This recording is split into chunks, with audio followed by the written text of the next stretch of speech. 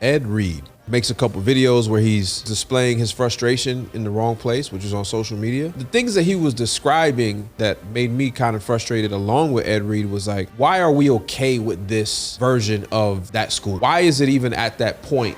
Pulling back all the curtains, maybe these organizations don't have the right people running them to begin with. To me, this is a clear example of low emotional intelligence on Ed Reed's part. If you know like what buttons you can or can't push, you can get your point across by making sure you can have some semblance of control over your emotions. Community over capitalism. Why can't they coexist? I don't think they can to people who want to be accepted in the world that's run by capitalism. The people who run the world of capitalism don't give a damn about community. Are you a capitalist? I take advantage of the capitalist system and build communities. Yeah, that's my question. I answered your question. You just ain't like the way I answered it. Answer yes or no question. You're in AWOL every single day. Lululemon says, here's a $5 million bag, but we need you on the road for the next 2 years, which means you're not going to be in AWOL every single day.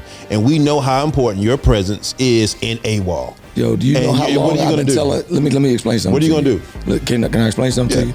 All right. So I get my staff together probably like once a week, and guess what I tell them?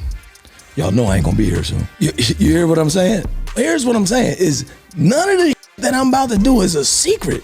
And I've been saying it because I believe in all the that I be saying and doing all the time.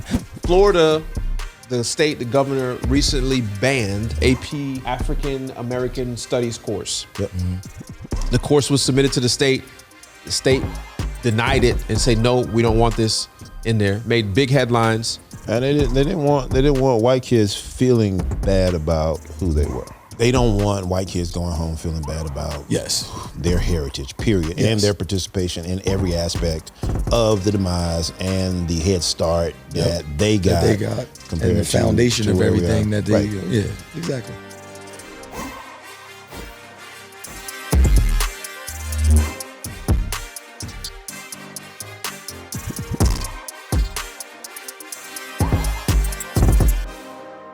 You sure? Talking about the last pod. Somebody pissed off at y'all. Nah, not you. You good. I think they mad at you and me. Yeah, no. They're not mad at you. They said you were open, I was closed-minded, and that, I just wasn't, I don't know. I just think a lot of people don't understand where I come from. And you are 7 in it. Oh, yeah. It's late for you. Listen. I'll be on me time. All right. It's cool. It's all love, y'all. Don't get upset. I ain't tripping. I know you. This is how I am every day, all day. Nobody understands me, though. Tripping because it was satire more than anything between us, and then some people got you're touching the sacred cow. The way we joke with each other, people can't do that because they're insecure with themselves. I'm pretty sure everybody has a group of friends where they can take it to that joint, but we know who we are, so we be pushing each other's buttons in the sense that. Right.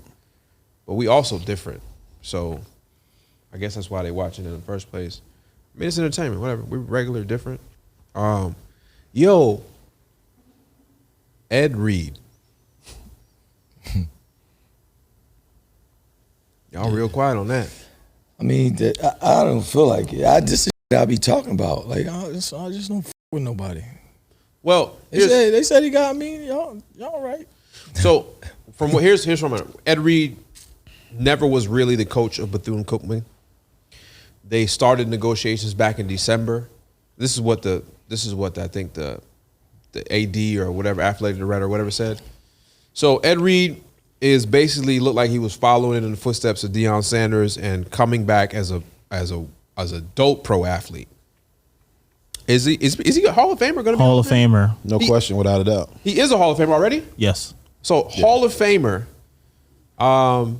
I mean, it doesn't translate into coaching, but you're not going to get anybody with that football IQ at that job right now. Bethune-Cookman. So my man rolls up, looks to do a job there. They pre-announced that he's a head coach, but they didn't really work out negotiations. Right. My man is on the job, makes a couple videos where which I think was maybe off-putting a little bit. He was displaying his frustration in the wrong place, which is on social media. I think it was a little bit too early. Definitely because he didn't get that contract signed yet, and I think they were negotiating the He deal. said that. I don't have a contract. I'm not even hired yet. And I'm Yeah, working so and then they announced that they was letting him go, and I sent y'all the video. Number one reasons that the guy in charge let him go is because he wanted him to understand that this is a Christian-ran organization, and it needs to be ran like so. So I guess maybe like the cussing and stuff he may have said on the video may have been off-putting.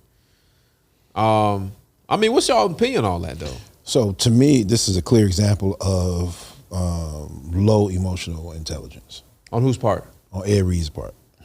Because, you know, if you know, like, what buttons you can push and what buttons you can push, can or can't push,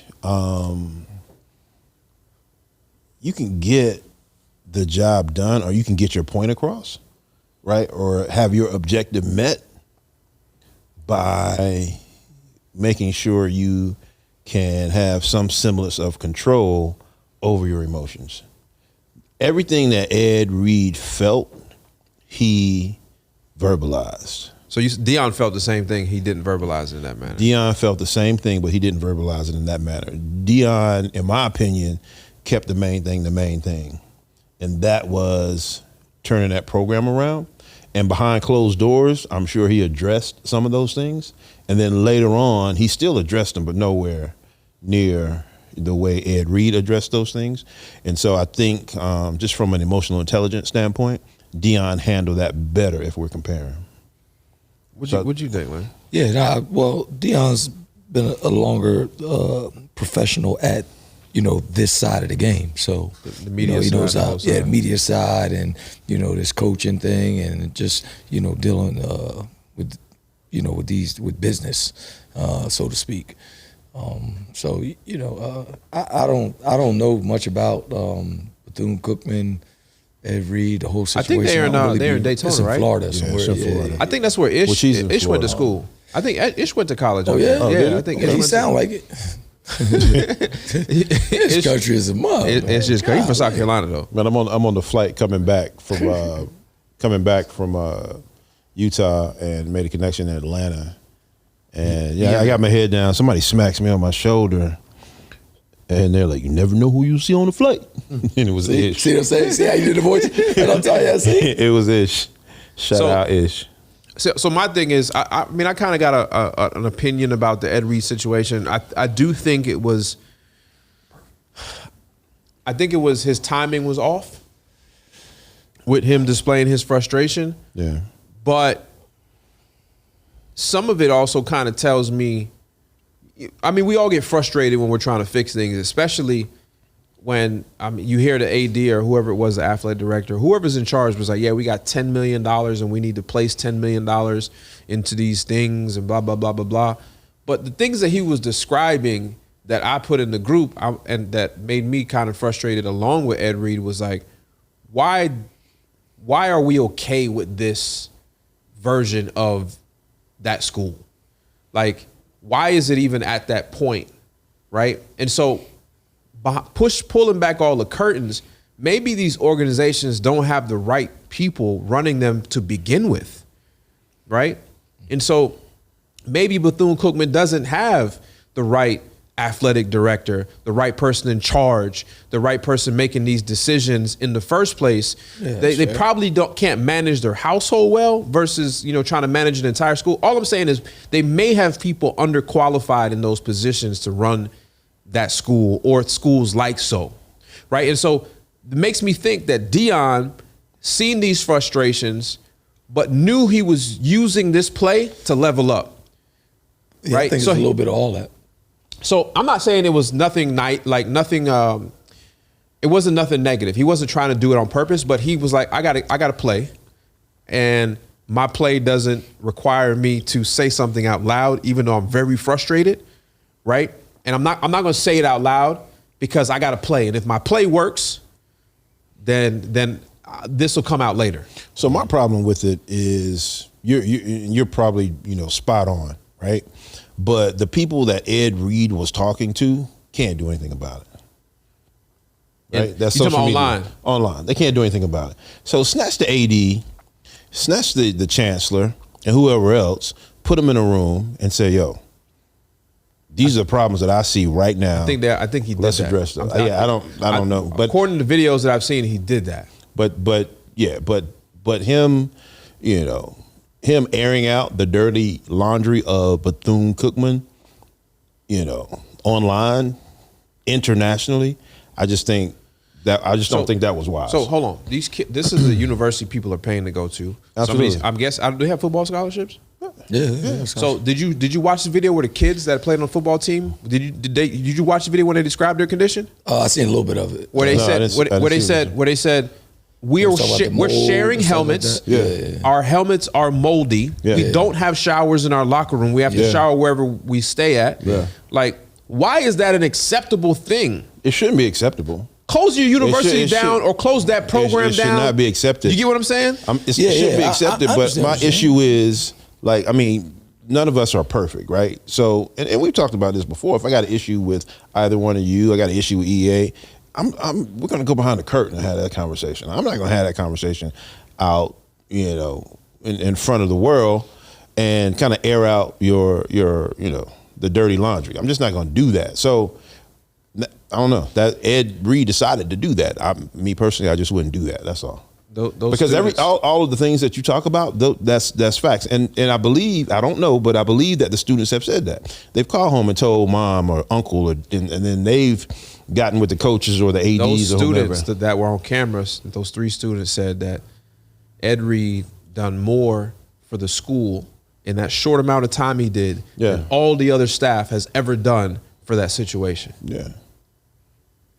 Well, I heard some of the kids say that gave them the courage that they needed to come out and speak up, and I think they protested after that and things like that. Well, so I guess could Ed Reed had done the same thing, made the same impact without telling the world, without cussing out Bethune-Cookman internationally?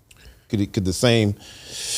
Tomato, the same outcome. I think that at some point we got to have a realistic talk about some of these HBCUs. Well, you talking about the business side. You know what I mean? You talking about the business of the situation, and I think the main thing is that you got people running these institutions that are not CEOs. They're not qualified. They're not business people, and they can say they are, but they taking real money from these parents for these kids. From everywhere. From the government. But still, somebody got paid back. It's from the kids. Right. Yeah, they get it from everywhere though. They getting sponsored. They get all types of money going through there, and it's just.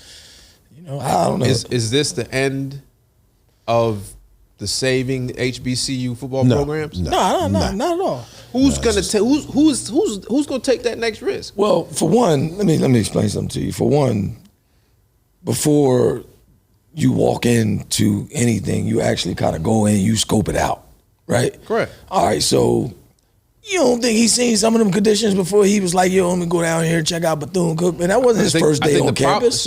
But I think the problem was they made the announcement in December. Okay. So that means he's probably been there in October and November. Okay. Here we come at the end of January, and he's saying he's probably frustrated with the lack of movement. You are a man of right? I get right. And so if your hands are tied and you so motivated to go do something, I totally get it, dog. Yeah. Here's what I'm telling you. I've been out of jail for 10 years now, right? I got this building downtown and everything. And this building, I'm telling you, looked like the conditions of Bethune-Cookman when I got it. Now, did I think that shit was gonna happen overnight with no budget, with no money, with nothing? Yo, when I was coming to do something, I'm coming to do it because I'm playing, this is my long ball. This is what I want to see come to fruition and come to life. And some people thinking we going to do what everybody else doing when we get there, and it just don't happen like that. I think the only difference in your situation comparing it to this other situation is you were in full control of where it went. When you accept a job from an institution, you are governed by whoever is in charge at that institution. So you couldn't move, he couldn't move as fast or as swift as he wanted to fix some of those things he's seen in November, December, Yeah. And it frustrated him even faster because he was probably hearing it every day. Yeah. As the kids seen that he was mad cool, he was probably hearing it every day from these kids. Then All he right, grew so- and it all grew. right, so peep And the for the difference. lack of emotional intelligence, he had an outburst. I get it. And it went I downhill. totally get it. So when you don't have the resources, you have to become resourceful. This is what entrepreneurs need to understand, because when you first walk into the bank to get some money, you ain't giving you none. They're gonna say you ain't got enough credit. So you gotta become resourceful. But what did Dion do when he didn't have the resources to do it? He actually got the people who were the entertainers and all that stuff, and they started opening up their checkbooks. He got on stage with, what's his name? Master P, all them people. And them people started giving resources and stuff like that. They got the people Dion together. is notably one of the most famous athletes that played doubles. But what I'm saying I is, get that. The frustration part that you talked about is no money. The problem is the school AD said we had 10 million. So it was like going to the bank with a checking account, but Yeah. they won't give you access to the money. Yeah. So it's even more frustrating. It's not saying we can't give you a loan. No, you got money in the account, but can't use it right now. I understand it. I understand what you're saying. Here's what I'm telling you. I just got some money from the state budget from the government for my nonprofit, right? I think I got it like 3-4 months ago. I haven't got a chance to use the money yet. That hasn't been opened up to me. Now, we done did this toy drive and all this type of stuff. You gotta figure out how to become resourceful. So here's what happens. We be having stuff our way for a long time, and then we just think everything's supposed to go our way. That's where we start beefing with other races and other people and these systems that we rocking with, because them people feel entitled to a whole bunch of stuff. Then all of a sudden, right, we start feeling entitled. And when we don't get that stuff how we want it, when we want it, we get an attitude. Instead of trying to become resourceful and say, you know what, all right, watch this. Watch how I work all around that. When that stuff come through, it be gravy. I don't know the situation down there because I don't be on a joint like that. All I'm saying is, like, when I get into something, I'm gonna figure out a way to make it shake. And that's all I'm saying, without going to, you're never gonna know that, yo, he's on his ass. Yo, he's up. Yo, he needs your help. I'm gonna go to the people that I know can help. We ain't gonna make a big stink about it, and we're gonna come up, and then everybody gonna be like, damn, y'all did that? We wanna do that too. And then they're gonna build some stuff over there and help another HBCU. So what I'm not gonna do is make everybody look at the situation like, so you my man, I told you what we was gonna do with Kanye, right? We was gonna pull Kanye to the side, and we was gonna talk to him, we gonna rough him up, we gonna fuck him up, because he our brother. But we ain't gonna do that in front of everybody else. So we're not gonna do that with the HBCU. I'm on black shit. The only thing people can say to me right now is, yo, you mad light skin, and if we pull your DNA, then you might not be from Africa. Then that's the only thing they got. Other than that, God know what the fuck I got going on. Impossible. Yeah, so other than that, all I want them to know is that when I'm with my people, I'm riding till we dying. That's it. And that's all people can, anybody that ever know me is ever gonna say the same thing. I ain't doing none of that. So now, at this point, I'm not picking capitalism over community. I'm just not gonna do it, because I'm gonna stay down till we come up. That's just the way I rock. So if you were Ed Reed, you would have figured it out. I'm saying I'm Ed Reed, I'm Deion Sanders, I'm doing whatever. I'm gonna stay down till I come up. I ain't trying to integrate into big. Let me jump in right here. Let me jump in right here. So Eddie George, right? You know, Hall of Fame running back from the Titans, right? Dope. He basically is at Tennessee State, and he was quoted to say that he didn't. Ed Reed didn't understand exactly what he was getting himself into. I understand, and that's what I said. I say he ain't scope out the joint. And he didn't understand what he was getting himself into from a different perspective as well. He became an employee. And when you're an employee, you know, you have to act differently, which is interesting because he was an employee in the NFL. He was a high-paid employee. High-paid employee, and he earned a bunch of freedom as that kind of From his employee. skills. Exactly. But when he was an employee, it's not what Ed Reed, it's not what he said, it's how he said it. But you know that director said? He What? said, this is your first time ever being a coach. We give you an opportunity. That's what he said to him, Hall of Fame. Yeah. Anyways. Yeah, I mean, he Hall of Fame as a player, though. I mean, he got a point. He got no track record. He That won dude, no games. But the dude making the decision wasn't Hall of Fame player, coach, or a fan. Yeah, but he's the boss. That's what I'm saying. He's not Boss. qualified. What you mean? Who's not quite? Ed? No, not Ed. The boss? The boss wasn't. I don't believe the boss was qualified to run that organization. Oh, I mean, but he the one that got the job. Dude is 3 months on the job. You remember when you used to watch the BET Awards? Yeah, You remember when you used to watch MTV Awards? yeah. Same 'Same artists at both? Why was one so terribly put together? I don't know. Why was it acceptable? You know, you sound like a little bit. Who? Matt. Who's Matt? Didn't Matt tell you that you don't know what you're doing? I'm the producer / videographer / technical guy. Didn't he tell you that you don't know what you're doing? I don't know. Although we know you knew what you were doing because you've done it. You did it before you were able to Done it hire so many somebody to times. do it. Right, but just a tinge kind of sound like Matt a little bit. But what does that mean though in this context? That means that you're saying you're almost siding with Ed Reed because he is the Hall of Famer, but the fact of the matter is he's never coached. And does he have a proven track record of coaching? No. Here's what I will say. I understand your point. All I'm saying is I understand his frustration. I don't think he uses emotional intelligence. So you're right. Mm-hmm. You're right. I'm also saying they're never going to have that caliber of a person to come back to that university, even without being a coach. Yeah. He has a football IQ. He may not know how to run the organization quite yet, but that's what staff is for. But they're never going to have a caliber of that player that's trying to become a coach back at that university. So at the end of the day, they may be giving him an opportunity, but this is a game about light. Yeah. And Ed Reed has the light as an former NFL Hall of Famer. Yeah. So as much as they was giving him an opportunity, it's also an opportunity for Bethune-Cookman to become in the spotlight, very similar to Jackson State did. Maybe not as much as Deion, but in the similar that we have a Hall of Fame Ed Reed quarterback. What comes with that with patience? Yeah. So yes, Ed Reed was wrong, but where was the emotional intelligence from the guy that was running the organization? Yeah. To say, wait, we need to talk about this. And let's chill. We don't know what went on after Ed Reed did his rant, and to your point though. So one of the myths of leadership is the person with the most knowledge should be the leader.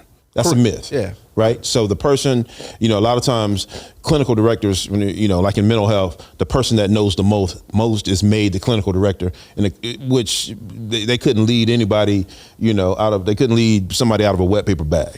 So Ed Reed made, his IQ is tremendous. That's, I think, was it Magic or MJ tried to be a coach, and it was a horrible experience, right? There's some other intangibles that they have to have in order to be an effective leader. And maybe Ed Reed didn't have those things, and maybe his rant. We'll never know. Well, I don't know. No, well, maybe his rant was evidence that he doesn't have a certain thing in order to be a leader. He doesn't have the emotional intelligence, for example, to be a leader. Well, I'm sure Deion was frustrated because Deion saw the exact. He said they practice on a field look like a high school field, and he's like, he's at this college, and you want me to turn it around, and you want us to win, and we're practicing on a high school like field. But he went and changed that. Yeah, but I agree he did, but I believe he also got some cooperation and some emotional intelligence from the people that were there to understand that, wait, this is Deion Sanders. Yeah. Let's give him some grace and mercy. Exactly. Yeah. Right? And so whatever situation. Yeah, but Deion went to Walmart. Didn't Deion go to Walmart? He went to Walmart. Yeah, he tapped in. Yeah, Walmart did the field. That's what I'm saying. Like he went resourceful. Yeah, he went to become resourceful. He said, okay, all right, HBCU dragging their feet. They ain't got the money or they playing around. He went to the homies and he said, yo, this is what I need and for the time being. And then he got more the light on the situation. And then he got the Under Armour and he got all them. And that's being resourceful. Right. And Reed got that light, but sometimes you got to have somebody programming the light. Let me ask you something, man. Expound on that statement you made about community over capitalism. And why can't they coexist? I don't think they can to people who want to be accepted in the world that's run by capitalism. The people who run the world of capitalism don't give a damn about community. Are you a capitalist?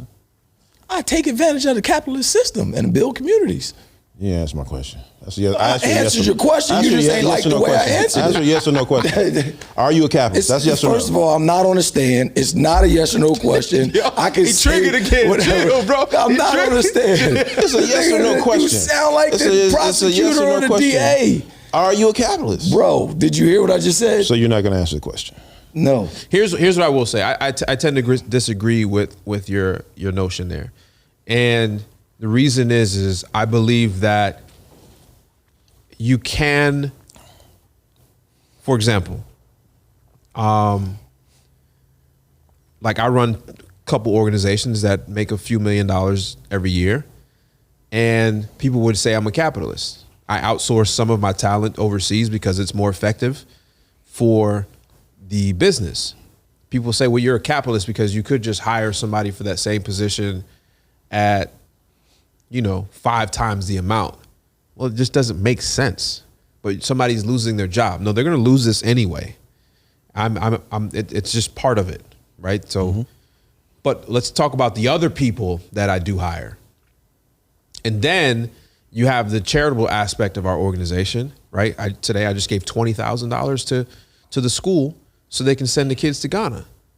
So am I a capitalist in the sense of entrepreneurship? I would think so. I don't know what the definition, the true definition of it is. Do I care about community? Absolutely.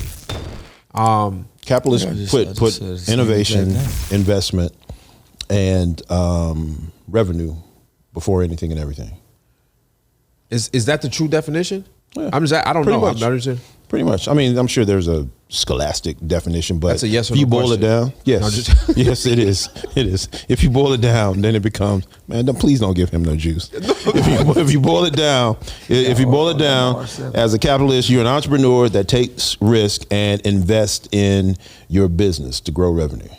That's what capitalism is. So yes, I agree with that, but I think they mix up this definition of capitalism. Like I don't use it like some people use it in the sense of to try to call other people sissies, because that's a way that some people use the word capitalism, right? So you're not a capitalist, huh? So you're like a liberal or like a socialist or communist. Yeah, socialist. Yeah, no, what I'm saying is most of my businesses thrive because I invest in humans, right? But it's still an investment. Still an investment. But humans are the only part of the only link of a community. Okay. Like, what's wrong with saying I'm a capitalist? No, because the only thing wrong with it is the way that some people use the word to. I'm talking about you. I'm talking about Max. Oh, I am a capitalist. I say I'm a fair capitalist. Okay. I've said that on Wax many times. Fair capitalist? Yeah. What the heck? Fair capitalist. Yeah. What's a fair capitalist? So I'm not going to give you a job below a living wage. Okay. Period. Like here's my thing. I would rather not give you the job and be more efficient with the people that I'm working with to give jobs that are efficient. Right. But you're working to be an entrepreneur and invest in your businesses and grow revenue. Yeah. And that's a priority. Yeah, because people need me to be rich. Right. But that's a priority though. It is a priority. Because and it's almost like and a lot of people, they want to say things like people need me to be rich. Why not just say I need me to be rich and I'm going to help some people along the way? I thoroughly need me to be rich. Okay. And I need me to be rich because I'm the backup plan for a lot of people. See, again, you soften. Let me put it in the context. It's almost like you soften the capitalistic. All right, let me put it in the context. Let me tell you. So, okay, I have enough money every year with about 4 to 5 employees. Mm-hmm. I create new ventures in order to employ people, and most of the time, stop it. That's not why you create new ventures. You don't say I'm going to create a venture or I'm going to start a venture so I can go employ people. Now, say I'm going to start this venture so I can make this money, and oh, by the way, I need help. No. Okay. And that's why I say I'm a visionary. That's why I say I'm a visionary, and I do things that is considered bad business. I enjoy being rich. Right. And I understand the responsibility of being rich. But the flight school, I ain't making no money with that. Not yet. But you didn't start it not to make money. I could be making a lot more money doing that flight school. The way that the pricing structure is in the industry, I'm killing them in the sense of I'm enrolling people that look like me to get an opportunity that they would never have. That's a byproduct of your capitalistic activity. Hold on. That is the part that's community though. So by him doing that for people who look like us is going to actually change the way that black men and brown men or brown people and black people view flying and being a pilot, right? So that's community, that's grassroots, it's from the ground up. That part where he could be making more money from it and he's building this and it's going to blow up, it's going to be big, right? But that is the community aspect of it. How long will you do all that the and not ventures make that money? you're doing aren't like that. How long will you do that and not make money? How years? Decades? Well, like if it lose money or not make money? Like, well, you said not make money, so I'm assuming you're somewhere around breaking even. You're not losing money regularly, Correct. right? Yeah. So how long will you continue to run the flight school and break even? A decade? That's as long because my thing with that when I started that it wasn't about it truly wasn't about the money. Okay. It truly was about making an impact. And so as long as I can make that impact, because my other businesses funded that startup. So is that a nonprofit organization? Right now it is. It's for profit. It's for profit. Yeah. So can you just stop right there, right? And take out Max, take out flight school, take out all that, right? Throw in Deion Sanders, throw in HBCU. If it's truly not about the money and it's about the kids, then how long will you actually do it? You would do it for, and you said, I'm going to do this for whatever, because you're trying to make better lives for generations of people after this. They're getting a way out of this. So as long as that runs itself, the fulfillment is he's created something that changes the way that we think or do. It's a legacy play. It's a legacy play. Without question. So that is the when I'm saying capitalist versus community, that's what I'm talking about right here. Right, I'm saying can they coexist? So let me break it down. I was talking to one of my partners in the business and I said, listen, if the school does well, right, and the numbers go like this, if we can hit these numbers, we will all be able to just say everybody takes home $1 million. Yeah. I said I got way easier ways to make $1 million. Correct. I am not doing this thing for $1 million. Right. So therefore, there's got to be something else greater for me to deal with the headache for me to want to even do this. Because if it's ran well, this location, I'll walk away with $1 million. Right. Right. Put some money in the account. Everybody gets I'm not. Right. You know, it's way easier to make $1 million. Yeah. So for me in that situation, and that's why I say, but my other ventures allow me to do that comfortably. My other capitalistic ventures allow me to do that. Okay. And so that's why I don't know how to describe it, but I say I'm a fair capitalist. So I think that makes you feel good. So let me jump in here. So you're right. So when it comes to capitalism, a lot of people have issues because of the excess, right? Like in terms of like people that are hoarding money, quote unquote. So how much is too much? Or is there too much? Yeah, that's very subjective. I don't think me personally, I don't think there's too much. Are you a capitalist? Yes, absolutely. Intentionally a capitalist. Now I have, and I'm trying to say this without softening the blow of the fact that, yeah, absolutely, I'm a capitalist. But I have principles that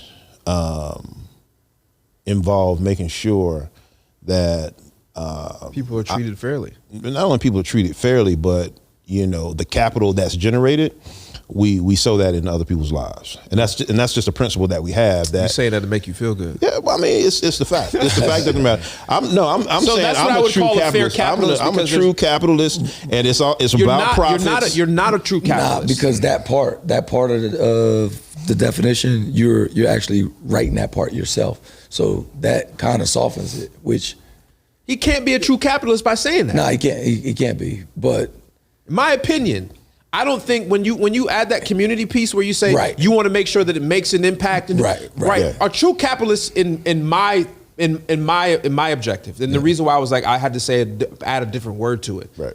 A true capitalist looks at the X and O's only. Yeah. Black and white paper 100%. only. Yeah. So I feel like you have these principles, which is the same thing I said that one of my core beliefs, one of my rules in my company, one of our company beliefs is we do good while we're doing well. That is literally a statement on the wall when you walk into the company, meaning that when we are doing well as a business, we do good You do throughout the good. community. Yeah, Right. do good by people. I don't have a nonprofit because I don't believe that. I believe that I should go make a gazillion dollars and support nonprofits, right? Versus me having a nonprofit. That makes sense. I appreciate you. Yeah. So Every time I do something, you look out for me. So I appreciate you. Good and that's brother. cool. That's cool because So- it's easier for you. That's why I So- can't cuss you out all the time. now I've been exactly not to say not all the time, Not all the just time. some of the time. Some of the time. After a while, I'm gonna get my ball and go home. Yeah. But I've been talking courtside. I've been courtside with like the capitalists that don't give a rat's ass about Right. nothing but the profit. Correct. Period. All right, now, Pac-12. Okay. They don't give a damn. You hear me? Pac-12. At the end of the yes, I'm talking about this big corporation. You talking about the college Pac-12? Yeah. Okay. Where I'm just saying where this. his boy went. Yes, they give no damn. So they're true capitalists. Yeah. You hear what I'm saying? So I don't know if there's how many black people on the team in Iowa or wherever this guy went to, Colorado. Colorado. That's a Yeah. lot now. Oh yeah, it's a lot. Talk to me, Before man. then, before It's a then, lot. Yeah, that part of talk to me. Colorado and Talk to Boulder, me. It's a lot. there's probably about 18 As people opposed in the to city. okay, cool. Now, as opposed to the Jackson State. All. Complete Okay, opposite. cool. All right, now you take the human capital of a man of that caliber, like me, you, him, one of us, right? Take us out of this school, right? And then take us and put us in a PWI. We could be pouring into the nephews, the cousins, the little young boys, brown and black boys that look just like us. And then we took my man and we put him in the mountains. Now, I saw what he did to some of those black and brown boys when they lost games.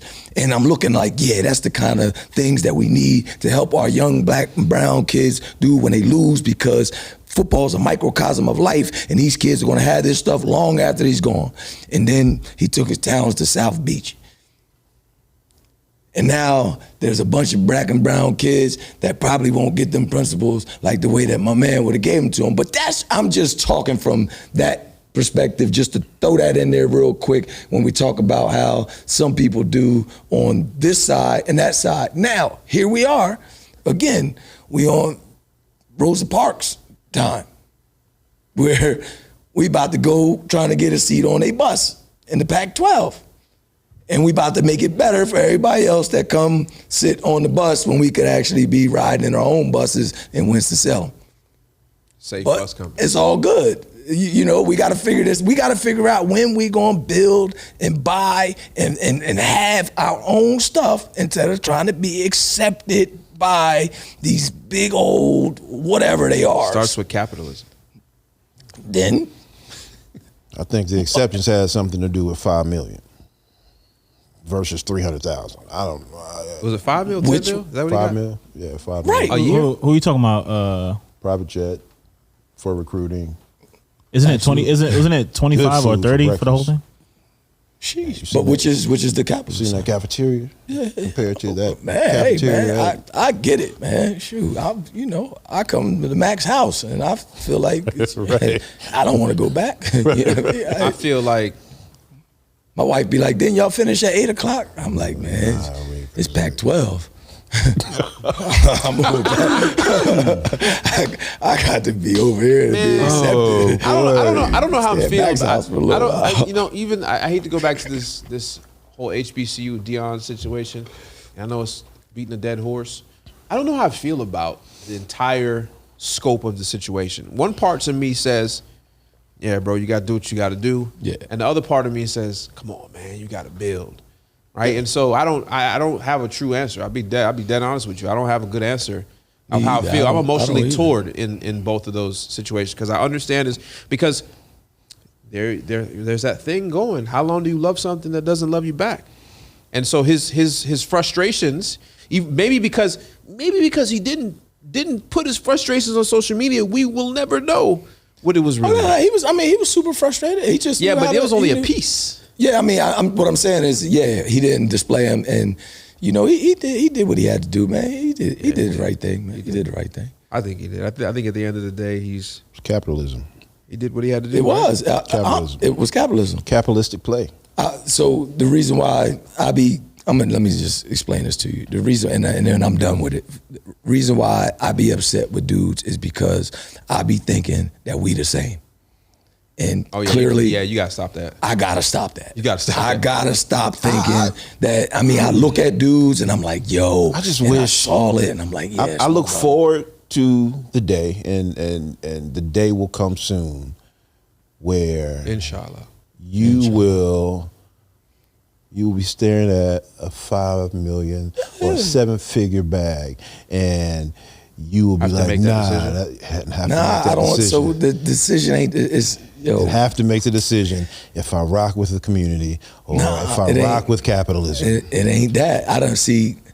I done put 10 years in building the AWOL brand. Dion did 3 years, 40 dog. years. No, he did. No, listen, hold on. No. He spent 30 years building the Dion brand. Right, as a player. That's then the he value. came back as a coach, dog. And how many years did he coach on the college football side? I think you gotta start with kids, right? I don't know. I don't know. But listen, here's all I'm saying. Forget Dion. All right? Now, you're in real estate. I can't If wait. you stop after 3 years. If you stopped after 3 years, I'm not saying I'm not going to take the $5 million check. That's not what I'm saying. What I'm saying is I got some stuff over here that's always going to be the baby. And we rocking with it. AWOL, I ain't shutting it down. I'm not shutting AWOL down. Now, what's the plan? What's our plan from the rip? We're going to get this number up, right? Here's the end game. I'm not clear what these dudes' end game is. That's why they able to go over here and jump over there and do all that type of stuff and able to uproot in a minute without staying down until they come up. So my end game is we get the 5, 10, 15, 20, we get the valuation and we're selling. So on camera, everybody, you need to know that I've spent 10 years in this joint. The goal is to scale this business and we are out of here, all right? There's clear intentions. I ain't coming in here saying I'm about to do this, that, and the third. So Rod, you saying what if Lululemon pull up and say, hey, we want to build this program surrounded around you. We gonna pay like $5 million a year. Wait. But you gotta be full in. We gotta shut down AWOL. I can't wait. So I can't wait. here's the thing. So I can't wait. All right, now here's the thing. Look, I sit up here and I'm talking about LeBron James, talking about all this. You think that the stuff in me ain't gonna come out when a wave a check in front of me? We got it. Huh? Yeah, kill that, man. Yeah, we gotta kill that. Go ahead. Cool. I'm just think about this shit. Now, guess what? The Lululemon guess what it's gonna be called? It's gonna be called AWOL and Lululemon. Like they're gonna I don't give a what they got going on. Now, check it out. I also got a play where I will just sell them content, dog. I am a creator. No. This is what I do. So my face don't have to be connected to it to actually get the check. I don't never have to really stop what I'm doing on this side. I hear what you're saying 100%. Yeah. I do want to see that situation though. I can't wait. And here's what I would say. Out of what you're doing with what you're doing, I think I'd applaud either decision you made. I'm not. If he turns down a $5 million bag because he don't feel like it's time to go, it's gonna be a problem. I swear. I would. We talk about apples and oranges though, so it's like here's what you're saying is that if Gold's Gym says for $5 million we need you to build Gold's Gym, and you got I don't know how to compare this to Deion Sanders leaving what's the name? I don't know how to compare that. But what I'm saying is, I got 10 years in building this. Now, the other thing is, I don't know how many guys y'all ran into like me. And you don't even know y'all guys don't even really know how real I am. Y'all just don't, you don't know to what degree. So the speculation that I would compromise my integrity for some bread, it's just not going to happen. I don't think anybody said that. I'm telling you what. No, I don't think that's the. What I'm saying is you're in AWOL. You're in AWOL every single day. Lululemon says, here's a $5 million bag, but we need you on the road for the next 2 years, which means you're not going to be in AWOL every single day. And we know how important your presence is in AWOL. Yo, do you know how long I've been telling? Let me explain something. What are you gonna do? Look, can I explain something to you? All right. So I get my staff together probably like once a week, and guess what I tell them? Y'all know I ain't gonna be here soon. You hear what I'm saying? Here's what I'm saying is none of the that I'm about to do is a secret. And I've been saying it because I believe in all the that I be saying and doing all the time. I literally wholeheartedly believe it. So the process of manifestation, I've been saying it. I've been saying, yo, I'm not gonna be here. Y'all gotta do this, this, and third. Now, why do you think I only coach one class now? I'm only there for 1 hour, my president, 1 hour. Now, I'm not even on the floor coaching that class. I only do one thing in that class now. Guess what it is? The speech. So I've been pulling back, but that's what I'm doing. I'm pulling back because I'm not going to be there. My intentions are they're right there. They're laid out. Right. So I'm not pulling the wool over nobody's eye. This is what I'm literally doing every single day. Deion pulled the wool over. Man, I don't know what Deion did because I just started watching TV like 2 weeks ago. No, you know what Deion did. Stop it. I'm telling you. All right. So can I tell you something? All the news and stuff that we've been talking about, all this different type of stuff, I literally had to go and tune in when we talking or coming to do a podcast because it's been out of my programming to, I just saw a video that you did, Bax, the other day about football. You were saying that you used to do this in football, but now you don't even watch football. You don't do this. I don't even tell you who won the Super Bowl last year. I'm trying to tell you that I've been that way for 10 years, but I had to get back into it because now I'm in business with R7, Hassan Reddick, and all these different types. So now I got to actually know what's going on. Like I'm going to the daggone NFC Championship game. It's beneficial for you. Like to know now. You said we going to the NFC. Yeah. Oh, okay. Can I ask? I want to ask I need y'all opinions, specifically when it comes to real estate, because I gave someone some real estate advice. Yeah. You're not sure? Yeah, I'm not. Well, I was sure when I gave it to him. Oh, okay. Right. I was 100% sure when I gave it to him. And I think it's a good convo for the viewers. So, one of my partners in the company in Greenwood.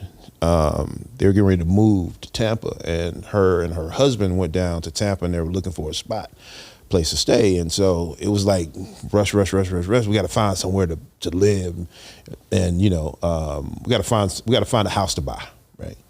And so we were talking back and forth about how's it going, looking. They were down there for like 2 or 3 days, and I said, well, I think buying right now, particularly in your situation, I think it's overrated. Why don't you lease a house right now, right? Lease a house, and when you have more time and you don't feel like you're rushed, then go back and buy. But you don't ever have to buy a house. And so my advice was don't buy, because I just think that buying a house, particularly the one that you live in, it's a liability. It's not really an asset unless it is appreciating in value. And we've had this ridiculous appreciation over the past couple of years, but and that's not normal. And so I told them to lease. And so I think that's what they're going to do. And, I just wanted to just kind of bring that to the pod, because I do think it's overrated. I have a house that has a mortgage, right? I do an interest-only loan, right? So I'm in a $700,000 house, and I don't know, might be paying, it's not $700,000 mortgage payment, right? Let's call it $1,500, right? Plus taxes. I have to pay my own taxes separately. I don't have it bundled into the payment. And I have to pay insurance separately. It's not bundled into the payment. Versus having the 30-year mortgage, because I just don't believe anybody's going to pay for a house for 30 years, right? Like back in the day, and people, the average stay is like 7 years, right, before they go to another house. So y'all think that was crazy advice to tell her to lease her primary residence? No, I think if you're well off and you don't have a problem getting a loan in any climate, I think you wait, especially in this market right now, because I believe there's going to be a little bit of a slowdown with all the layoffs coming. So I think there's going to be some opportunities to pick up some things at a decent price. Still inflated, still from COVID. Right. Everything's still inflated. So I would wait just based upon that. Plus, who wants to rush and buy a house? The idea behind not owning your primary residence can go either way. If it And do you really own it if the bank has a note hanging over your head? I think it. Do you really own it? I think there's a percentage. I think there's a percentage part. I think it's a majority ownership. So if you're not a majority owner on the property, then probably not. You have the ability to sell it. Yeah. That's about it, right? You're working for the bank. But Right. You get a loan on it though, right? I built my refinance, house. you can pull I built some my money out, house I mean, using my equity. own money. I didn't. Yeah, you I don't have a loan. Start a business out with that. I just for years, I had a traditional mortgage and it was like a savings account because, people say, yeah, but you get equity in this house, but that's your money that you're paying into the house unless it appreciates in value. Here's the thing. Most people suck at investing. Right. So the best thing they could ever do is buy a house and slowly gain equity. Right? Most people are terrible with money. That they pay into, right? Yeah, that they pay into and they create equity because between the valuations going up and the cost going down, and what you owe goes down. But for someone like yourself, who is a more sophisticated investor, you know how to make a better yield on your money than putting it into a house. Gotcha. And so for most people that won't do any type of investing other than a forced 401k or a company-sponsored 401k, it is probably best for them to just to buy a house because they start to build this equity. Right. The key is not to buy a house out of emotion and buy a house, primary I've house, done that. as an investment. Right. In the sense that, I got a good deal. Or, hey, I can get a better deal because this house is not completely updated and I could go in there and fix it. Or, hey, I'm going to buy off plan, meaning I'm going to buy the house before it's actually built. And I'm going to get a cheaper rate because it's off plan or something like that. And the moment that the key's ready to turn the lock, it's worth more than what I paid for it because I bought it when it was just a developer's idea. But buying a house at the height of the market just to live in it while you're a sophisticated investor doesn't make sense, right? And the world has made buying a house, It's a product of the bank. grandiose. It's a product of the bank. It was only created a product of the bank. Like, my concept, I don't believe in loans. Right. So I don't have a loan on anything. Right. My motto is if I can't buy it cash, Can't pay for it. I don't get it. do not buy it. Right.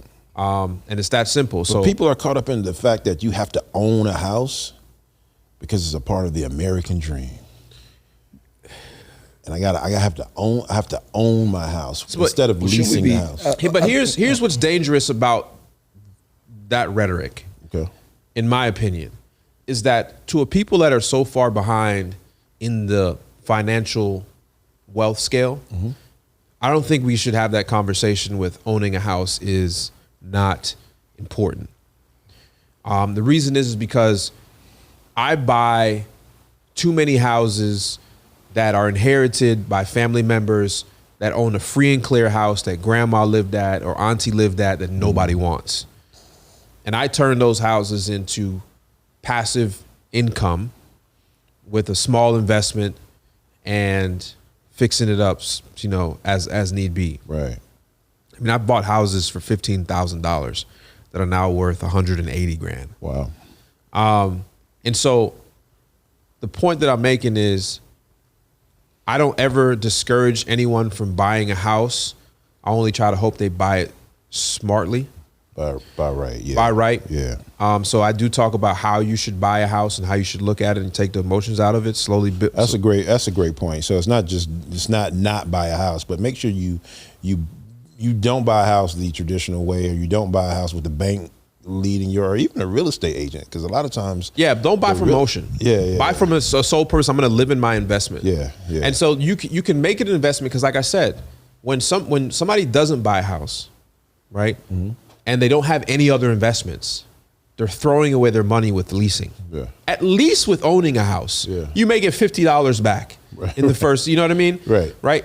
But leasing without any other investments, you're literally throwing money away. Exactly. Yeah. And so the key point is making sure you have other investments, right? 100%. Yeah. You got to be smarter than the money than the yield that you can get back on the house. Because the appreciation has been ridiculous over the past couple of years, but if you own a house and let's say your interest is 5%, so you're 5% in the hole, inflation is 2%, now you're 7% in the hole, your maintenance is another 1%, now you're 8% in the hole. So now you got to do at least 8% to break even. If you're looking at it as an investment. If you're looking at it, I just bought this house, I like the neighborhood, I like the schools, and I'm willing to to take this 8% loss if my house isn't appreciating, I'm happy with that decision, then okay. But if you're buying it for an investment for the future, then understand that you're behind the 8 ball out the gate. Real estate is just a foolproof way to make an investment. You say fool or fool? Foolproof. Okay. Yeah, it's foolproof. Because the reality is most people don't have any other investments. Right. So buying a home, a personal residence, set it and forget it, wake up 10 years later and be like, oh, yeah, I can pull somebody out. Right. Mm-hmm. It's better than better than 10 years down the road. Oh, I'm still leasing. Right. And I didn't invest in anything. You didn't invest in anything. Gotcha. And we know how fast that goes by. Gotcha. Can you pull up the percentage of maybe black people that own homes or something like that? Oh, it's where the lowest Hispanics have passed. Yeah, I mean, so that's the reason why the reason why we got to kind of be careful. Maybe be careful about the narrative is That's because the people that we're actually talking to need to be homeowners. They need to be homeowners, and we can't talk to everybody about where we at or kind of right now or what. And it's not a diss. It's like investing is a sophisticated tool to grow wealth. Yeah. Right. Yeah. But if you don't know any of that, buy a house the smart way and just let it sit for 10 years. Well, even if you don't know any of that, if you what people are paying for rent, if you just get a mortgage, you might pay half of what you're paying for rent. Especially now these days. So so I mean, at the end of the day, you could take that other money and then go get a side hustle with it, like we talk about all the time. So and you never know when it's going to appreciate. Like you said, I think I'm up a couple $100,000 just in the last couple of years. But you bought off plan though. Yeah. So you bought prior to it being done. Yeah, we built it. Yeah, you built it exactly. Yeah. So the numbers are 72% white Americans, 61% Asian Americans, 51.1% for Hispanic Americans, and Black Americans is at 45. So it's the lowest. So 4.5 people out of 10, 4.5 out of 10 African Americans own a home. Yes. I don't believe that. I think it's lower than that. I don't believe that. I don't believe that whole 4 out stat. of 10. He might have typed it in wrong. Do you know how to prompt that? Ask it right. Yeah, Do you know how to prompt? right. Do you know how to prompt that Google? Yeah, look, I'm looking. I got a source right here, man. You got to tell me what you typed. That is, that's. I wouldn't have guessed 40%. It's not. It's like 6. It's like 5% or something. Yeah, like that. I seen it a couple days ago. Yeah. He didn't know how to prompt Google. Yo, I want to be adopted by the Carters. The Carters? Which, Yeah. Sean and Beyonce? I don't know if this is true. I heard that Beyonce just got paid $24 million to do a show in Dubai, right? Dubai. They opened up a new Atlantis. Me and my wife stayed at the Atlantis for a few days. The old one, they just opened up a new one. She was actually invited, but she couldn't go. Well, obviously we're here. And they said that they paid Blue Ivy $23 million as her manager for that gig. That's dope. Tell me what's going on there, bro. That's dope. I didn't know. That's community. I got it. It's got to be something taxes. That was like a right hook. My man said that was like a right hook. That's the first time I heard that Blue Ivy got paid $23 million in Dubai. No taxes, possibly. Well, and she's under the age to even pay taxes. Period. Yeah. I gotta. I think right. That could be. I could be wrong.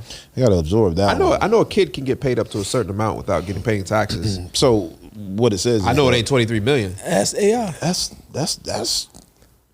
a ton of value though, right? In that last name, Carter, based on, or actually in Jay-Z and Beyonce, those are the value plays, right? So yeah, that's just a tremendous amount of value, and it's a couple decades building that value, maybe? Yeah, absolutely. So yeah, you can't hate on it. Yeah, but that was a gut punch, man. Blue Ivy I gotta step my game up. I do too, man. Blue Ivy got 23. How old is Blue? 10. So Beyonce made the 24, but then they paid Blue Ivy 23 as the manager. So was it 47? No. Okay. Beyonce took one. Okay, gotcha. And then paid the. That's what I read. Couldn't even cite the source. I was on 47. I was on 47. Following the conversation. I was on 47 million. And it's still. But that was her first concert in like 4 years. Hey. And then people were talking junk about her because the stage was wet and she was, trying not to fall. Yeah, I'm not dealing with these people on sitting at home. With no passports. Yeah, don't even get me started on that. Dude asking me, yo, stop. I was just like, I'm MJ. I'm not talking to the 12th man on the bench. I'm not arguing with you. I'm not going to argue with you. I'm not arguing with you. It ain't got nothing to do with money. I'm just not going to argue with you. Gotcha. Yo, Florida's tripping again. Are they? Florida, about... Did you take any AP classes when you were in high school? No, I did not.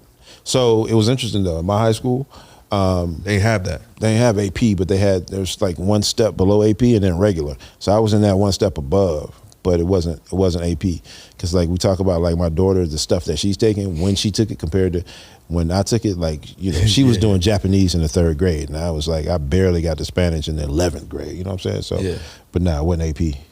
I didn't take AP class. You took AP class? No. Yeah. My classroom was in a trailer. Yeah. Y'all know what that means, right? Nah, it just means they know that my door was. Hey, you ain't got to lie to me. I'm not lying to you. That just means you had they had resources. Yeah, they had resources. This was a good. This was a nice school. You was in an HBCU high school. No, I was not. I was in a PWI high school. The mold. They put us in the trailer. You know why? You were in an HBHS, historically black high school. You went to school with Chris Paul though. Yeah, we went to Western Side High School, man. That's high cotton.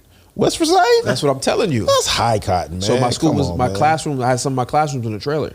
So what did I tell you? I was in a slow class, man. He's special. Whatever. Then we got y'all got to bleep that out too, right? Nah. All right. So listen, Florida, the state, the governor recently banned you got to submit courses. So they have this AP course that they submitted for the Florida high school education called AP African American Studies course. Yep. Mm-hmm. The course was submitted to the state. The state denied it and said, no, we don't want this in there. Made big headlines. Governor Santos, is that runs? Yeah. So DeSantis. Is he Spanish? Don't get me lying. Huh? Don't have me like lie. Is it Ted Cruz? Is it Cruz like a man, Tom Cruise? I don't know. Is it a one drop rule? Yeah, I don't know. But anyways, so they struck down the AP class, and they were like, "Yo, we not allowing this to go through." And the reasons why. Well, let's look at what the class is, right? So, the course at a glance. They got 4 units. Unit 1 is the origins of the African diaspora. Mm-hmm. Mm-hmm. Did I say that right? Diaspora? Good job. Unit 2 is the freedom, enslavement, and resistance. Right? Number 3 was the practice of freedom. And number 4 is movements and debates. And they denied it. And one of the reasons why they denied it particularly was, I don't know the exact word. They said it was pushing a political agenda. Yeah. They said these studies were pushing a political agenda. And they didn't want white kids feeling bad about who they were. But this is an AP class. I mean, you saying that to say what? That it wasn't like it was like everybody. I wouldn't have taken this class. It was an AP class. Yeah, but they didn't want white kids leaving feeling bad about their heritage. So there is a part in one of these that had topic 4.19 is what DeSantos brought up. Mm-hmm. He said he used it in a clever way. He says, "Tell me what part of African American history is about Black queer studies. Why is that a part of this course?" And I didn't even know what he was talking about. So they say topic 4.19, the topic explores the concept of the queer of color critique, grounded in Black feminism and intersectionality as a Black studies lens that shifts sexuality studies towards racial analysis. Students may examine texts by writers such as Kathy Cohen, Roderick Ferguson, and Patrick Johnson, or E. Patrick Johnson. I have no idea what that meant. Y'all getting? I can't tell you. DeSantis is Italian. God, so he's Italian. Oh, yeah. So, what does that even mean? What is it? That's too smart. What for do you me. get from this? I mean, essentially, I mean, 444 Florida came up. in Florida politics, a lot of it has been coming up in terms of like basically African American studies, and I'm forgetting what the term is, like just kind of like it's a racial I forget what it's called, like racial theory, and then essentially critical race theory, and then essentially there's also been the same conversation about basically like sexuality and basically like gender and stuff like that in children. So those are the two hottest topics that's really been kind of going through with Florida over the last year or so. And it's really kind of been DeSantis's kind of like backbone of his platform. I'm gonna tell you right now, some of these topics, as I haven't taken the class, some of these topics are actually interesting. Movements for Black lives, the reparations movement, Black studies and Black struggle in the 21st century, the Black futures and Afrofuturism. There's some decent topics in here that I could see why they may not want to teach this.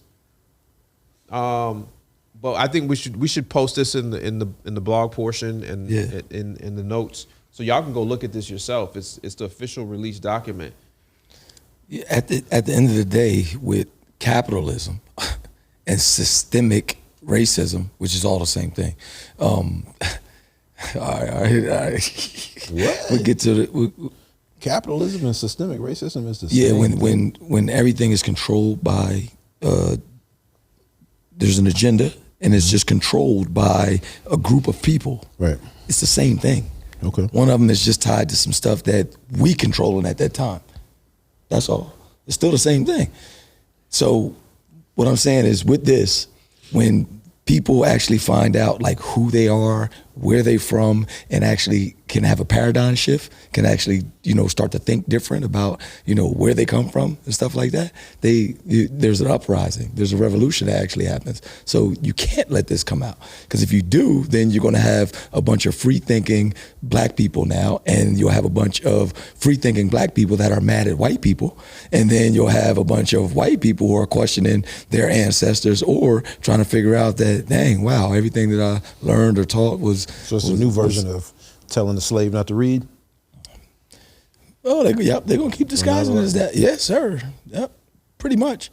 Florida's a red state too, right? Republican state. I believe so. Yeah, for the last little while, yeah. All right, so I'm gonna jump in here because y'all kind of dancing around it a little bit. So I know when it comes to Florida, like a lot of the stuff in terms of like the Black queer pieces and stuff like that was something that came up often. But Black sexuality is always something that's been stigmatized within the Black community, right? So in the sense of that, like, is this worthy of like basically taking away the whole thing? That's my main question. Black queer studies. Here's what I think, and y'all gonna say that I'm way off base, but I don't know how you gonna say that before you say it. Because with everything, I'm like way off base with it. And so check it out. Keep trying. The origin of all this stuff is basically that it was impressed upon us. So they're going to talk about probably that the reason why we have the Black queer is because of, and it's going to go all the way back to the white person. And then that's why they don't want to have this stuff, because they're going to say, no, that's going to make them look even worse, that they made us like that. Yeah, like I said, I mean, they don't want white kids going home feeling bad about their heritage, period, and their participation in every aspect of the demise and the head start that they got compared and the foundation to of where we everything are. that they, exactly. And they might learn that Black people built America. They might learn that we created just about everything. Everything, yep. And much of what we created has been stolen or twisted. So are you saying that they're using that as just an excuse to kind of to use as a scapegoat? Yeah, he probably looked for the low hanging fruit. He probably positioned the queer subject on 4.19 to be like, here's a bone, run with this. Yeah, It's the easiest thing to attack. There was a lot of good. Attack. There was you're not throwing out the baby with the bathwater on this. Ton of good in that. And then probably using the Black Lives Matter stuff, that type of thing, as a political thing. Yep, that's why they denied it. Oh, But now they just bring more attention to it. But I guess people are apparently ready to sue. So we'll see what happens. Talk about money, right? So let's talk about money from a historical perspective. Let's specifically talk about the U.S. dollar. Mm-hmm. Something that I learned over the last few months that was pretty interesting to me, right? So we know that the U.S. currency used to be backed by the gold. They call it the gold standard, right? So, for example, every dollar we had printed, there was a coin or a brick or a bullion or something sitting in a safe that represented that money, right? Mm-hmm. And I believe that it's been I forget what president was, but it's been slowly. Nixon. Was it Nixon? What year was that? Roughly 60 something. Yeah. So So what happened was Saudi Arabia found oil, I believe, in the late 60s. And it was 71. Yeah. So in the late 60s. And so when they found this oil, it was a massive amount of oil. Like, United States quickly ran over there and said, hey, look, you got a lot of oil. You don't have your country set up yet. Let's do something. I'm going to offer you protection. Mm-hmm. I'm going to give you protection in exchange that whenever you sell this oil to anybody, you make them settle the currency, settle the transaction in American dollars. When this agreement was signed in 1971 or so, they removed the dollar from the gold standard, essentially creating a fiat currency. It's not backed by anything. Right. Meaning that we can print more money than we actually have. And so now IMF and all these other international banks and other countries print money based upon how much money America has printed. Did you know that? No. All right. So what this agreement between Saudi Arabia and America means is that anytime any country comes to you, the largest producer, I think it's 17% of all the oil that the world uses, they produce, that anytime somebody comes to you and wants to buy oil, you got to make them pay in American dollars. So what does that look like? We all been overseas, right? When you land at the airport, they say, hey, you want to exchange some currency? Because we'll take dollars here. So now you trade in your dollars for whatever currency of that nation that you are in order to go buy things. That's essentially what it created. So it created a false demand for the dollar, meaning that anytime oil was bought from Saudi, it had to be buy in American dollars. So if you're China and you want Saudi oil, then you have to exchange your currency in for dollars and then go buy the oil. So once you do that, that creates this false demand for the dollar. Well, recently as in this month, Saudi Arabia says, we're no longer going to keep that true. We're willing to settle oil in other currencies. So now the demand for the dollar is going to start to go down, meaning that the value of it will also go down. Less people want the dollar, then the less it's worth. So with that being said, Mr. Investor, what do you think is going to happen in that scenario? Like, what is that? What does that trigger? To what? Relative to what? To the U.S. dollar. If other countries no longer have to buy, actually, it might be a good thing, because what it might do is force us, because we have tons of oil in the United States. Well, here's the thing: we don't produce enough to sustain ourselves, and that's because of environmental reasons. So we say. We don't want to drill in Alaska because it's going to mess up beautiful Alaska, right? And other places in the United States. I think the term that's been thrown out. How are these other is, countries doing it so safely? No, because they're cool with doing it because of what? Capitalism. We just don't want to. We have the tree huggers are going. Let me slow down a little bit. Yeah. And I agree with you. At some point, but I look at the UAE, where me and my wife spent a lot of time. We love that place.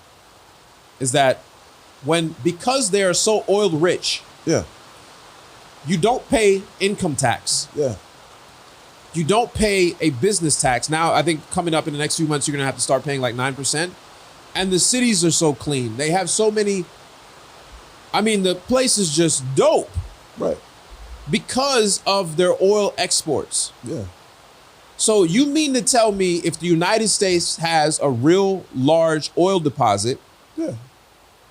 why won't we tap in that It's political. They don't. so that we don't have to be paying all these damn taxes? It's political.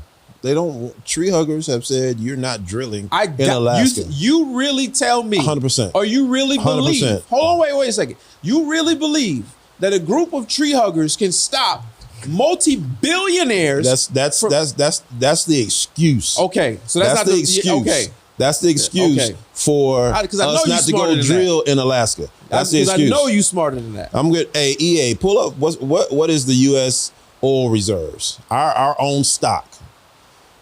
Our own stock. So when we made the deal with the devil, we got to stick by that deal. We got to stick by our part. We're going to buy from you. We're not going to start, because if we stop buying from you, then that's going to affect your revenue. That's going to affect our relationship. If I stop buying from you and I start creating my own, that's going to affect our relationship. In what way? What way? I call you one day and say, I'm not going to send you that purchase order for $100 million. I got it. Thank you for all the years of helping me, but I got it. That's going to create some angst. But what happens when that happens? So move to the next point. Let's say we do that. A bunch of stuff. What? I've spent $100 million a year with you, right? And I say, I'm good. What can I do to you after that? Is what I'm saying. Oh, a bunch of stuff. Like what? Legal stuff, some illegal stuff, other relationships that I have that you can affect. So you're saying America's afraid to stop buying oil from Saudi? Yeah, 100%. What other reason? We have. I know the reason. I just told you the reason. What? Because it kept the gold. It kept the currency. Kept the dollar propped up. Exactly. Dude, and who paid for it? What better way to prop up the dollar than increase our exports? That's a huge way to prop up the dollar. Let me tell you why. You'll never be able to make as much money as you receive in taxes from the citizens of the United States. So I don't care what you. But no, it's the United States exporting oil. We're selling oil. We're supplying oil to ourselves, meaning we're not buying oil. United States don't ship oil. I know. Exxon ships oil. Shell ships oil. The United States don't own that oil. The difference in Saudi is the government owns that oil. Absolutely. So which is an argument, like, and I'm not sure if we talked about this once before. Like, it makes sense for the government to own electricity. I said that. It makes sense for government to own the water. I said that. Any energy related, it makes sense for the government to own. Let me tell you where people are tricked, right? If you look at a case of national security, here's a couple things that are national security to most places in their entire country, entire world.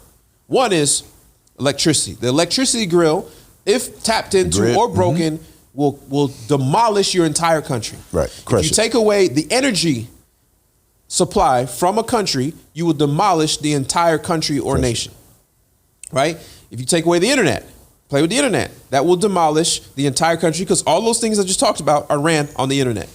So, but because we have came up with this theory, and let's just say it is true that the government does not know how to run companies, right? Let's just say that because the government is essentially just the people. 90% of senators or much higher are entrepreneurs. Correct. So my point is the theory, the concept that we've came up with is that the government does not know how to run a company. Therefore, we don't want you to do it. Now, let me just explain. As you visit other countries, you will start to see that some of the things that the government owns makes more sense. I'll give you a question. And nobody will lose jobs off of this. If the government owned all the oil reserves and the actual oil company, then it would be profitable. Instead of only taking a percentage for taxes for every barrel sold, they will make all the money for every barrel sold. So now there's no billionaire, multi-billionaire, mega billionaire company that is people are rich from the stock. People are rich because they own it. There's no Exxon, there's no done. I know people are going to say, well, the government doesn't know how to run it. They would F it up. Okay, fine. If the government owned the entire electricity grid, right, then they would make profit from the electricity grid. Every home in America has to use electricity. You know how much money they would make, right? So that money, this ain't in a perfect world, that money would go towards infrastructure. That money would reduce the national debt. that money will require them to take less money from the people of America. So that when you get paid $65,000 in your paycheck, guess how much money you take home? $65,000. You're going to pay your electrical bill anyways. You're going to pay your gas anyways. Why not make it go towards something that is beneficial for the people? Right. I know people going to say that's socialism, that's whatever. No, that means that you as a poor person in America, I'm not talking to me. I'm not talking to you. I'm not talking to you. I'm talking about a person that has millions of dollars that is saying, yo, we're paying taxes. Like, for example, the taxes I pay are not really going to affect me. I hate them, but they're not going to affect me. When I give an employee $65,000 and the government takes $15,000 of that, I think that's absurd. How you can reverse that is if the government was actually a profitable institution that didn't take welfare money from its citizens. So I've seen the examples in other countries and it works well. The government has an influx of money. Right. Dude, peep this. So right now in our reserves, we have 372 million barrels of oil. That's just in a warehouse somewhere. Yeah. Find out how much Saudi makes a day. Guess how much we have in the U.S. that's untapped, that the Minerals Management Service government entity estimates that we have in the ground in the U.S. That the government bought from No. Our natural resource. Okay, I got what you're saying. Okay. Our natural resource that's in the ground that we haven't tapped into. 115 billion barrels of oil. Okay. Why don't you think we will go mine our own oil if we got 115 billion barrels of oil? Because we want to be the last people that there's a couple reasons. One, it will mess with the currency of the United States if we stop buying from our supplier, right? Two, I feel like we want to be the last people with oil reserve in the ground, and everybody's gonna come to us. But in their sense, we don't own it; it's privately owned. Saudi has 212 billion in the ground. They said they make 12 million a day, and they make 12 million because they want to. They could turn that up. They make 12 million barrels a day. Right, yeah. They essentially affect our gas prices, our gas and oil prices. Them alone, when they don't have to. That's what I'm saying. I mean, like, but there's also conversation about like American companies. That's capitalism. If they increase production, then it could lower our prices here in America. Why do that? Because you're always taking from your citizens. So why not? But the thing is, what incentivizes them to do that if you're gonna pay for it anyway? That's a great question. Capitalism. That's true capitalism. Yeah. Facts. I know a lot of people be like, on a lawn care company, and they be like, "Yeah, I'm capitalist." No, you're poor. Right? You can't be a part of this conversation. And I'm not saying that in a negative way. It's facts. You have capitalists. Yeah. And you have the people. Correct. No in between. You have capitalists. That's people with the money, with the wealth, and then you have the people. You can't be a capitalist making $200,000 a year. You can have the mindset of a capitalist. You can support capitalism, but that's another way you can support it. You're a capitalist or you're a worker. Period. We're in one of those two buckets. Changing gears. I just got back from Utah. Listen, that was random. I didn't even know you were going. I didn't even know it was your birthday, man. Yeah. I went to Utah for the wife took me to Utah, and I only paid for an Uber the whole time. That felt good. Yeah. I only paid for an Uber, but it was dope, right? So Utah, this is what I discovered in Utah. First of all, Utah is white, like white. I believe that the white people in Utah invented white people. That's just how white. I've heard that from like the basketball players saying that they hate like playing there. But here's the thing. They were like so nice to us. Oh yeah, I'm not saying they hate it because they're racist or not. Incredibly nice to us. And I was just trying to figure out like, why were they so nice? And some people. There's a lot of Mormons there, right? Yeah, and they don't care. They don't care, some other communities care what you say about them, and then they stamp a tag or stamp a label on you. Mormons don't care. They just go about their business. Call them what you want to call them. They're gonna have their babies and they're gonna run Utah and they're gonna do their thing. And but they were so nice. I mean, like bend over backwards nice. So I had a great experience, and we met a guy who took us on a sleigh ride, and much of his land was used for Yellowstone. That series, Yellowstone, which I haven't seen yet, but we're gonna start watching it because of that fact. Y'all do be watching shows. Yeah, we do. And so you remember when we was at the beach house, they knew all the shows? Yeah. All of them. Yeah. He's like, what's going on right here? Yeah. So It started in 1822. Right. We're gonna start watching Yellowstone because of that fact. We were chilling on the land. And they have like these families that own land out there. They own thousands of acres. Mm-hmm. Like this cat and his family at one point in time, they had 4,000 acres. Probably been there forever. Before like he was fifth generation. But several of the generations start selling it off. And I'm like, dude, how did your family acquire 4,000 acres of like gorgeous property? They got lakes and streams and deer. The only ones out there when they was giving it away. Well, he said they were farmers. His great-great-grandfather, he was a farmer. And then he would acquire a little bit, stock it away, acquire a little bit more, farming the land. He was a cattle rancher, a pig farmer, right? And it just accumulated 4,000, and it's gorgeous land, gorgeous property. But his dad has 1,500 acres left, and it's like, his dad is like old school. I ain't selling, and the kids are just waiting for him to die. Like his siblings are just sitting around waiting for dad to die so they can get that money. But yeah, it was just, it was gorgeous, man. And go to Utah. Shout out Utah. And we stumbled upon the that film festival. You went to the basketball game too. Went to the basketball. Kyrie cooked them. Man, I just got a whole new respect for Kyrie. Like watching him and how he handled himself. Yeah. He don't talk trash. Yeah. He don't get no arguments.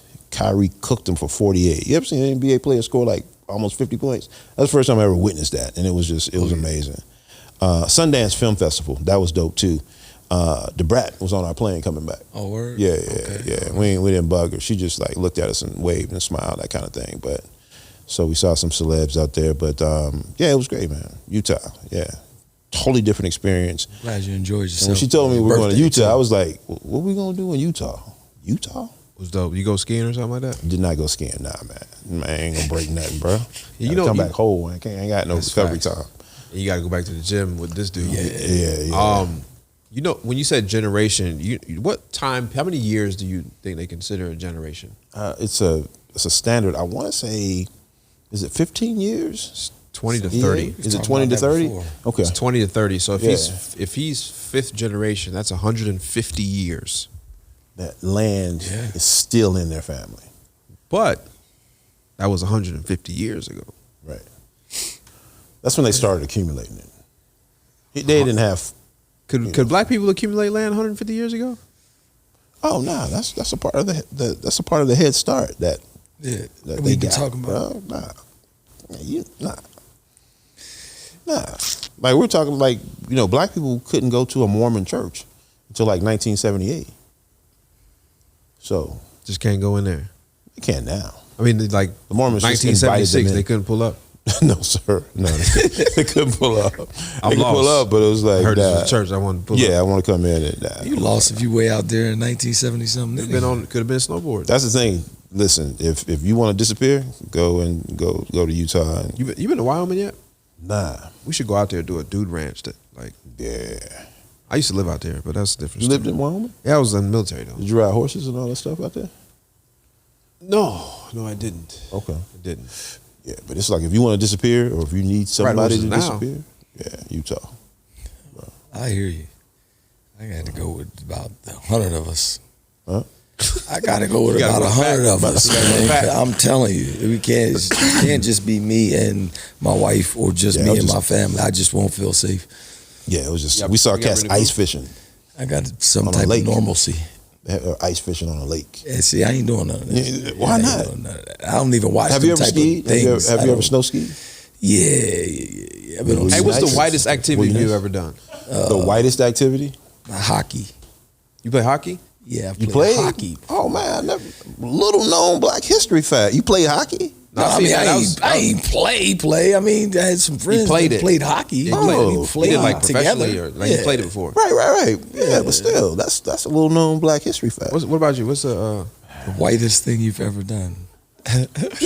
like activity? You know, he's got to bleep this out. I went to a hockey game, but you went to a hockey game. Hockey games are lit. Hockey games are lit. Yeah, I can't. I'm not too much though. Ask for someone's manager. Say what? Someone's manager. Ask for someone's manager. I would say for me, it's probably like whitest thing I've ever done. Skiing or like skydiving. Yeah, we went skiing. I went skiing. Took the boys. Skydiving and ski diving and skydiving and skydove. I skydove out of plane. Did you? Yeah, that's great. Yeah, you getting there. You getting there, Max. Would you do it again? That's always a question. Yeah, I've done it multiple times. Oh, have you? Okay. Yeah. Multiple times. One of my business partners, we were in Vegas and he snuck off and went and did it. He didn't want to tell nobody he was going to do it. I guess in case he backed out. And the question is, would you do it again? He was like, emphatically, no.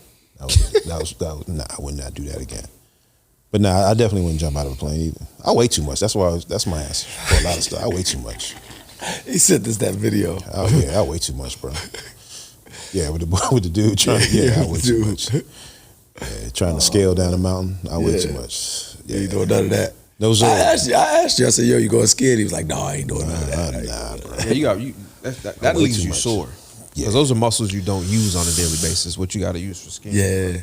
Well, I guess the way you use them, but we gonna use them. We just don't use them that way, so they might be sore. We did some dumb today, but how y'all feel, man? How y'all feel? I'm good. Feel great. Good. Also, I'm cramming, getting some work done, shooting some new content today. Nice. Some dope. You shot some dope stuff. Yeah, we finally at the talented individual, man. If ain't nobody ever told you, man, you're a very talented individual. I appreciate it. Man. Yes, sir. You got an acting career. He gets it out the mud. Denzel? Man. You said Denzel? Somebody said Denzel? Tyler Perry. Tyler Perry? Hey, you got a little Tyler Perry. I would love to. TP in him. Like I said, well, you already know I want to sit down with Tyler Perry, so that's one of my things. Thing about, man, the thing that's like inspiring about you like, I'm gonna try it. I'm gonna try it. That's the coolest thing. I've always tried. Like growing up, one of my neighbor's best friend, white dude, Aaron. Yeah. Like I've tried everything that I just like. Yeah, I want to try that. Yeah, like just all types of things, man. Yeah. And guess what? Right before y'all tried it, he probably was like, "Yeah, Max will do this with me." Yeah, that's my guy. That was my guy. All types of things, man. I used to all night long. Max gonna do this with me. I played football, and I was a cheerleader on the competition squad for my high school. At West? Yeah, West Reshape. So and outside. So we cheered like in the outside organization. Yeah. We went to national championships in Florida. We were on MTV. I need to see the footage of this. Yeah, bro, I'm gonna show you. EA, pull that up. Yeah, I don't know if I have video, but I have pictures of me. Yo, I used to tumble. Yeah. Someone was like flipping. I got a picture of me in the air. Yeah. Upside down, knee tucked in a competition, like higher than everybody else. It was crazy, bro. So that's why you did the box jumps with the one leg when you try to land on the joint with the 1 foot. I've done so many things, bro. I took dance in high school. Yeah. We met this dude. So you know what a yurt is? Yurt, no. A yurt is like a tent. It's like a tent. Well, he lived in it? No. So we had a private dinner in this thing called a yurt. So the chef. So is it like see-through? Nah, it's like a tent. It's like, I'll show you pictures of it. It's like a yurt. It's like a tent. Like a yurt. Like a yurt. Yeah, it's like a tent. It's like a tent. I went to a yurt in Utah. Yeah, I was in a yurt. And so we had this private dinner. And the chef, so if you look at this guy, right, he's tatted up, almost a mohawk kinda. Just kind of scruffy, incredible chef though. And then he starts telling us about his life. And he was a competition cheerleader. And it was like, I was too. We never in 100 years. And he said he had a motto, and you made me think about it. His motto was, I always say yes. So he said one day, this girl that he was trying to get at in high school needed somebody to practice with her, to throw her. And so she was like, will you help me? And so he did, and he was really good at it. And so she was like, you should join the cheerleading squad. And he was like, okay, yes. Bro, that's how it happened to me. He said, okay, kind of yes. similar. And so it was like, yeah. So my buddy he always Aaron said yes. Played football. He got in a 3-wheeler accident, bad surgery, couldn't play football anymore. He played linebacker. His girlfriend was a cheerleader. in the school and in the competition. She needed help one day. He went. Then he challenged me to go. I'm going. If you going, I'm going. He's like, yo, there's mad girls there. I went. And that's what this dude first said. Day, I threw a girl up, called her.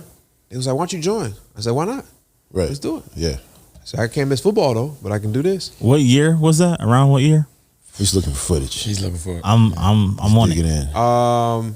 Like 2005, 2000, 2001, All right. 2002. Challenge I accepted. got photos. I'm gonna send you photos. I got photos. Anyways, we've been on it for one. Oh yeah. Y'all Hour good? and a half. Yeah, I'm great, man. All right. Well, I'm great. listen, I feel like we touched some topics. I'm excited to get things rolling back again. Any last departing words, bro? I'm ready, man. Ready to set up this virtual thing, man. Start Yeah, knocking these joints out. We're gonna keep it going. You got anything, Rod? Man, we're about to start. I got the plan. Remember last time I was talking about building the community of truck drivers? Mm-hmm. We got the plan for that. We got a software tool that's going to help us do that. We're about to start like our social media presence with that. A lot of the things that we've talked about are starting to happen. So I'm really excited about that. I love it, man. I'm just knee deep in content right now, building the team back up, getting everything Nice. popping and rolling. But we doing. You got to see the other studio Dope. today, Super shooting dope. stuff on the Yeah. green screen. But I'm you know what ready. it is, man. We here every single week. I slept in one of those. Did you? In Egypt? Yeah, it's a yurt. Yurt. That's a tent. Yeah. I said that's- 10. Yeah, I mean, Anyways. I feel you. Look, we appreciate y'all tuning in. You know what it Where is. you It's go the to the Endgame bathroom at? podcast. All you got to do is subscribe. If you're watching on YouTube, hit that like button, press the bell. We're trying to hit 10,000 subscribers here in the next couple months. Also, pod. If you're listening on a podcast platform, do us a favor. Just hit that 5-star. Yeah. Hit the 5-star. Tell us what you think of the pod. We're going to keep delivering episodes. What episode are we at? Like 19, 20, 30? 19, Oh, we over 20. We over 20. We on this 19, 20. Number 20. We rolling, man. Episode 20. Pod 20. Yeah. All right, we out, man. We love y'all. My name is Max Maxwell. I'm Rob Brown. I'm Lynch Hunt. We out. Peace.